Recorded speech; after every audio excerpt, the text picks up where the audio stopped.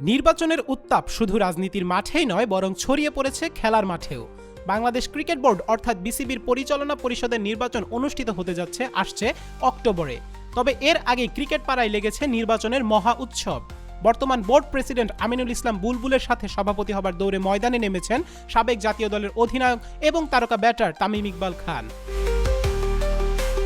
এরই মধ্যে তামিমকে নিজেদের প্রার্থী হিসাবে ঘোষণা দিয়েছেন বিসিবির সাবেক সভাপতি মোহাম্মদ আলী আজগর লবি। বুধবার দুপুরে খুলনা প্রেস ক্লাবে সাংবাদিকদের সঙ্গে মতবিনিময়কালে এক প্রশ্নের জবাবে তিনি একথা জানিয়েছেন। মোহাম্মদ আলী আজগর লবি 2001 থেকে 2006 সাল অবধি বাংলাদেশ জাতীয়তাবাদী দল বিএনপির হয়ে খুলনার 2 আসনের সাংসদ ছিলেন।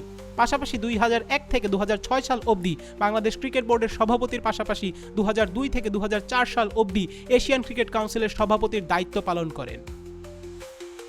সাংবাদিকদের সাথে মতবিনিময় করার এক পর্যায়ে তিনি আরও বলেন, আমরা দলের পক্ষ থেকে তামিমকে বিসিবির সভাপতি হিসাবে প্রার্থী হতে বলেছি। আমাদের প্যানেলে আসলে তামিম ইকবাল প্রার্থী হবে। আমার উপর চাপ ছিল হওয়ার জন্য, কিন্তু আমি বলে দিয়েছি প্রার্থী হব না। ওদের স্বপ্ন পূরণে পাশে থাকতে পেরে আমরা গর্বিত।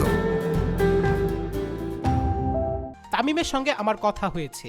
তামিম খুব ভালো ছেলে, একজন খুব নামকরা ক্রিকেটার, সব দিক থেকে ভালো। ক্রিকেট বোর্ডের সভাপতি হলে ওকে যদি ঠিকমতো আমরা চালিয়ে নিতে পারি তাহলে তামিম পারবে। 24-এর গণ অভ্যুত্থানের পর সাবেক বোর্ড সভাপতি নাজমুল হাসান পাপন বিসিবির দায়িত্ব ছেড়ে দিলে প্রথমে ফারুক আহমেদ এবং পরবর্তীতে আমিনুল ইসলাম বুলবুল সভাপতির চেয়ারে বসেন।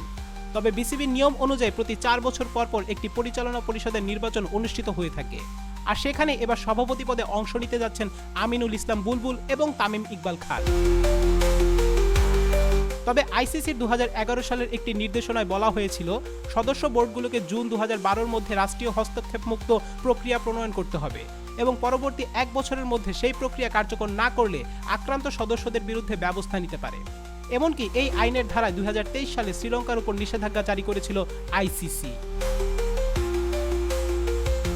তবে বিএনপি যেহেতু এখন বাংলাদেশ সরকারি দল নয়, তাই আইসিসির নিয়ম অনুযায়ী তামিম ইকবালের বিএনপির প্যানেলে প্রার্থী হতে কোনো বাধা নেই। অপরদিকে সাবেক সংসদ সদস্য মোহাম্মদ আলী আজগর লবি বর্তমান বোর্ড সভাপতি আমিনুল ইসলাম বুলবুলকে সরকারের প্রার্থী হিসেবে অভিহিত করেছেন। তবে এই বিষয়ে আমিনুল ইসলামের থেকে এখনও কোনো বক্তব্য পাওয়া যায়নি। তাসনিম আহমেদ অর্ণব, বাংলা নিউজ 24।